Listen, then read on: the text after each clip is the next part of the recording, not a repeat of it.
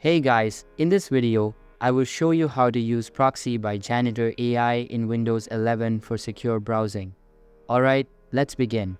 First, open up your web browser and go to Janitor AI website. So once you open up the Janitor AI website, you're going to look for a specific bot to talk to. I'm going to use the third one here. And what you'll notice here is that it says Proxy is enabled on this character. So you're going to go to the bottom here, then select Start a new chat. Then you're going to go to the top right corner where the three horizontal lines are. Then you select API settings. Then we have different options here. We have Janitor LLM Beta OpenAI. You're going to go to the right side and select Proxy. After selecting Proxy, under Proxy API settings where it says Model, it's going to be on Custom by default. You're going to change this to OpenAI preset.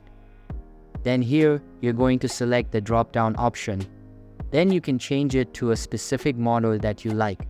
So we have GPT-4 and GPT-4 Turbo and so on. Then here you can also enter in a specific URL for that proxy, and then if it's available, you'll be able to check it by clicking on this button here where it says Check API Key Model, and that's it, you are done. So that's basically how you can use Proxy by Janitor AI in Windows 11 for secure browsing. And that's it for this video.